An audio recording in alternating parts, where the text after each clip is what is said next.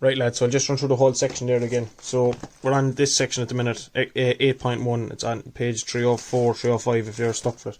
So the trigonometric identities, the whole point of this is, I suppose, to be able to prove something knowing something else. So the example I had at the last, like we'll go to sine, cos, tan in a second.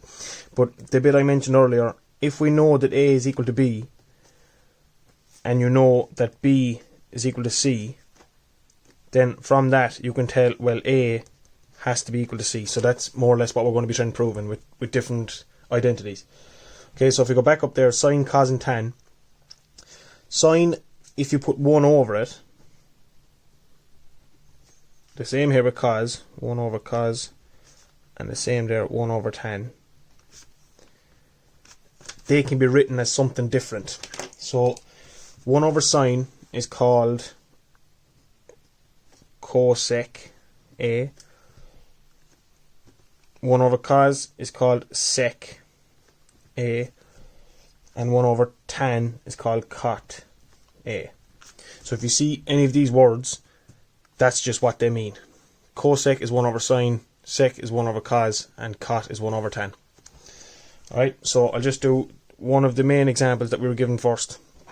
And it was, you remember from the class the last day, RTP means required to prove. Okay, so we're required to prove that cos squared A plus sine squared A equals 1. Right, that's just one of the proofs that you're expected to know. You have to know this one. Alright, so if I go back to the circle that we had,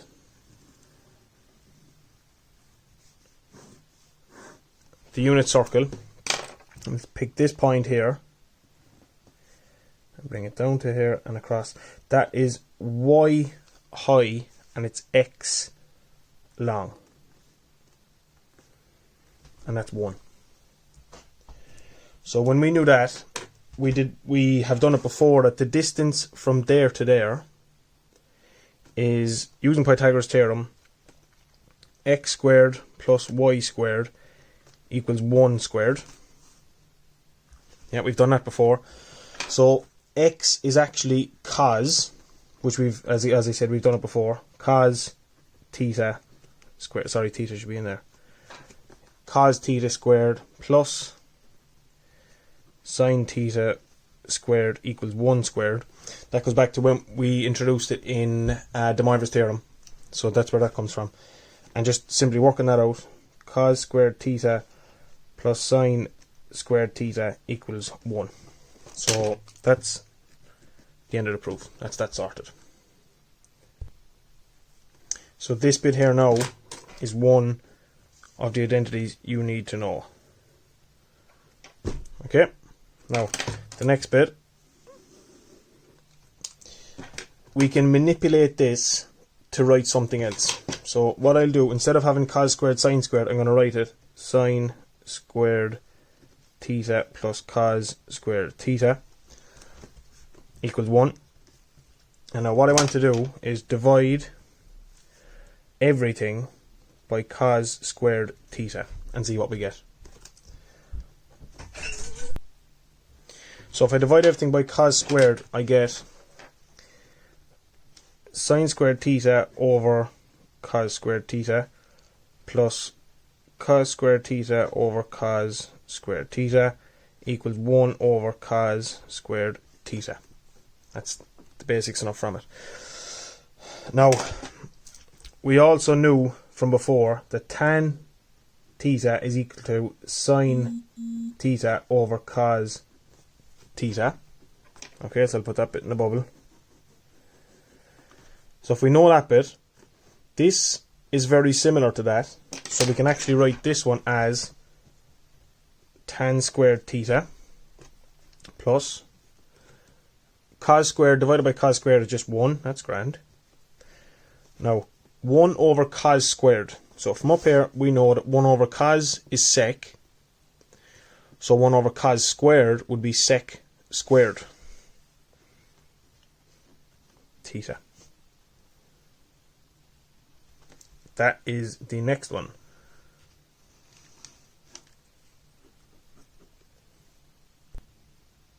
So the 6 ones we've learned so far is as follows. One is cosec theta equals 1 over sine theta. The second one, sec theta equals 1 over cos theta. The third one,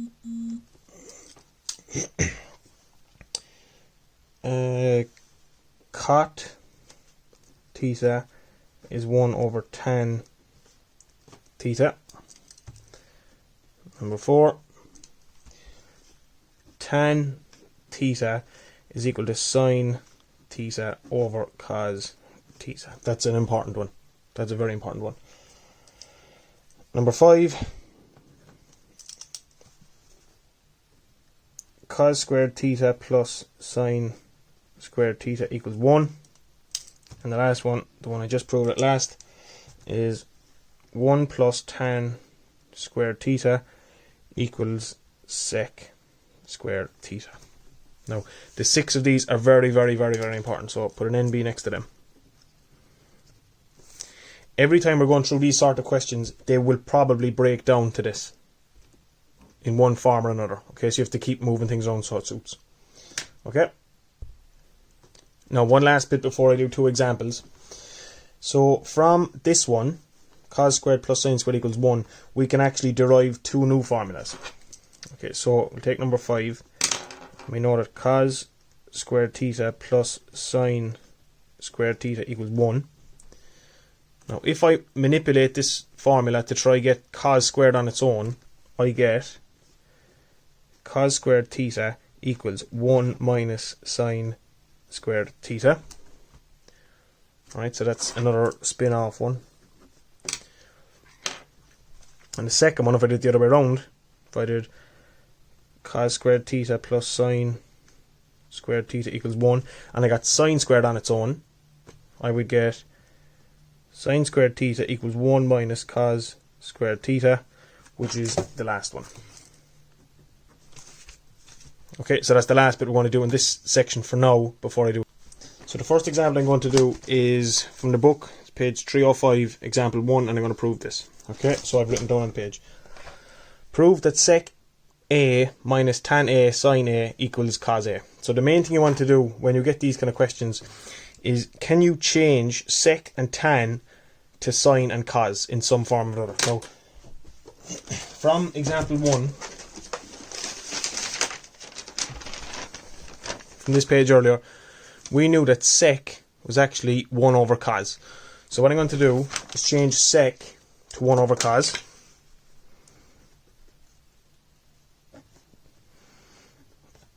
Minus. Now tan, we know tan is sine over cos. So we have sine A over cos A multiplied by sine A. So now we have cos and sines everywhere. We need to try and make it look like this.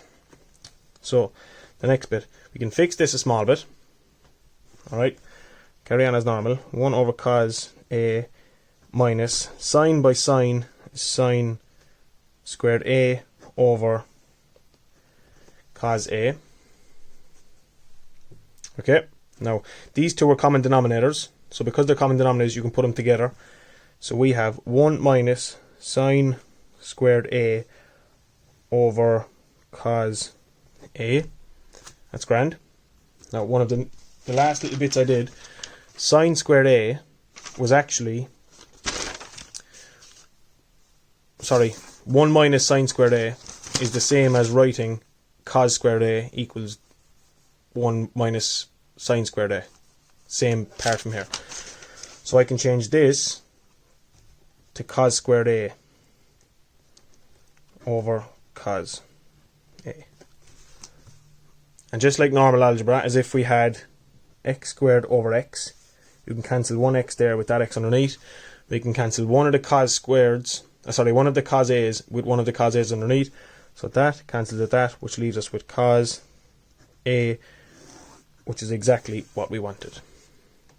Finished.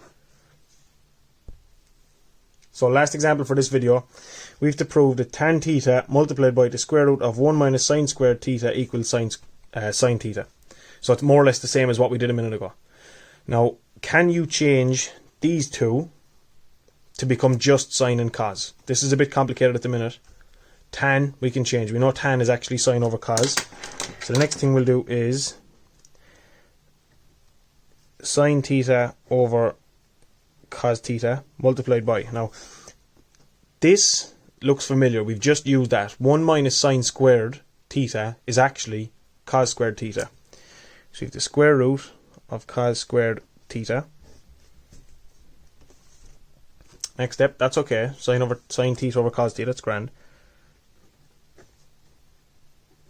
Multiplied by. The square root of anything squared is just itself.